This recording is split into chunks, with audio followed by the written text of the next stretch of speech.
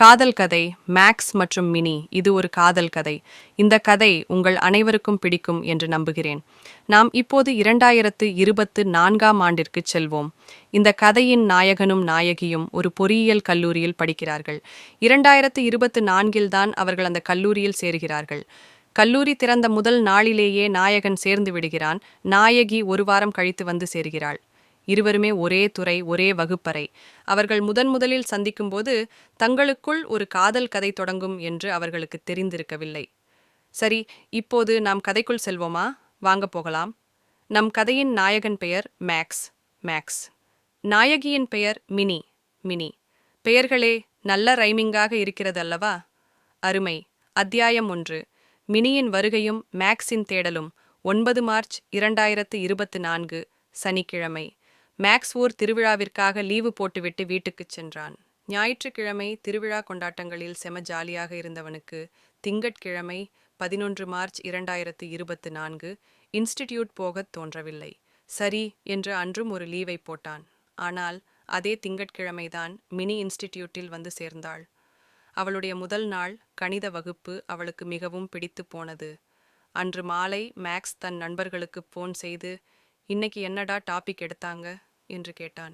நண்பர்கள் கேஷுவலாக, இன்னைக்கு புதுசா 2 பொண்ணுங்க ஜாயின் பண்ணியிருக்காங்கடா என்றனர். மேக்ஸின் மைண்ட் வாய்ஸ் உடனே அலறியது. ஐயோ, இன்னைக்கு பார்த்து லீவு போட்டுட்டோமே. நண்பர்களிடம் அந்த பொண்ணுங்க எப்படி இருக்காங்க என்று கேட்க, அவர்கள் பார்க்க ரொம்ப படிக்கிற டைப் மாதிரி இருக்காங்க என்றனர். மேக்ஸ் உடனே, அப்போ நமக்கு செட் ஆக மாட்டாங்க போலையே என்று கிண்டல் செய்ய நண்பர்கள் அவனை திட்டி போனை வைத்தனர். 12 மார்ச் 2024 செவ்வாய். இரவு 8 மணிக்கு மேக்ஸ் ஹாஸ்டல் திரும்பினான். அவனது ரூம்மேட்ஸிடம் அன்றைய வகுப்பை பற்றி பேசும்போது மீண்டும் அந்த பெண்களை பற்றி பேச்சு வந்தது. டேய், அவங்க வேற லெவல்ல படிக்கிறாங்கடா, சம்ஸை ரொம்ப ஃபாஸ்டா சால்வ் பண்றாங்க என்று நண்பர்கள் சொல்ல மேக்ஸுக்குள்ள ஒரு சின்ன பயம் வந்தது. நமக்கு ஸ்பீட் வராதே, அவங்களோட பேசினா அட்லீஸ்ட் நம்மளோட டவுட்ஸ் கிளியர் ஆகும், ஸ்பீடும் அதிகமாகும் என்று கற்பனை செய்து கொண்டே உறங்கினான். 9 மார்ச் 2024 புதன். மறுநாள் மேக்ஸ் ஆர்வத்துடன் வகுப்புக்குச் சென்றான். அவன் கண்கள் அந்த 2 பெண்களை தேடியது. ஆனால் வகுப்பில் யாரும் இல்லை. மதியம் 2 மணிக்குத்தான் மேக்ஸ் முதலாக மினியை பார்த்தான். அவளை பார்த்ததும் மேக்ஸுக்கு ஒரு நிமிடம் திகைப்பு. நிஜமாவே இவ வேற லெவல் படிப்பாளி போலையே என்று வியந்தான். அன்று முழுவதும் மினியை ரகசியமாக கவனிக்கத் தொடங்கினான். ஆனால் சரியாக 3:45 மினி யாரிடமும் சொல்லாமல் கிளம்பிவிட்டாள். 14 மார்ச் 2024 வியாழன். மதியம் 2 மணி. மேக்ஸ் முன்னாடியே வகுப்புக்குச் சென்று விட்டான். மினி அப்போதுதான் முகம் கழுவிவிட்டு ஃப்ரெஷ்ஷாக உள்ளே வந்தாள். அவளது கண்களில் ஏதோ ஒரு ஈர்ப்பு. அது மேக்ஸிடம் ஏதோ சொல்ல வருவது போல் அவனுக்கு தோன்றியது. அவளுக்கே தெரியாமல் அவளது கண்களையே உற்று பார்த்து கொண்டிருந்தான் மேக்ஸ். அன்றும் நேரம் முடிந்ததும் அவள் எஸ்கேப். 15 மார்ச் 2024 வெள்ளி. அன்று மேட்ரிக்ஸ் டாபிக். மேக்ஸும் மினியும் நேருக்கு நேர் அமர்ந்திருந்தனர். நடுவில் ஒரே ஒரு நபர்தான் இருந்தார். மினிசம்ஸ் போடும் முறையை மேக்ஸ் கவனித்தான். ஏதேனும் சந்தேகம் வந்தால் அவள் தனது நோட்டை பார்த்துவிட்டு பிறகு சால்வ் செய்வதை அவன் நோட் செய்தான்.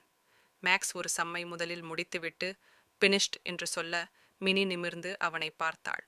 அவளுக்கு அடுத்ததாக அவளும் சால்வ் செய்து முடித்தாள். இப்போதுதான் அந்த தருணம் வந்தது.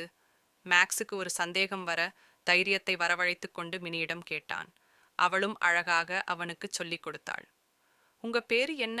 நீங்க ராதா மேம் கிளாஸ் ஃபாலோ பண்றீங்களா என்று மேக்ஸ் கேட்க, என் பேரு பிரியா. ஆமா, நான் ராதா மேம் கிளாஸ் தான் ஃபாலோ பண்றேன் என்றாள் மினி. அவள் மிக மெதுவாக பேசியதால் 2வது முறை கேட்ட பிறகுதான் மேக்ஸுக்கு அவள் பெயர் புரிந்தது. பிறகு அவள் இவன் பெயரை பற்றி கேட்க, நவீன் என்று சொன்னான். சட்டென்று மினி, உங்க வயசு என்ன என்று கேட்க மேக்ஸ் அதிர்ந்து விட்டான். என்னடா இது, நம்மளை பார்த்தா ஆங்கிள் மாதிரி இருக்கோமா இல்லை சின்ன பையன் மாதிரி இருக்கோமா என்று யோசித்துக்கொண்டே 26 என்றான்.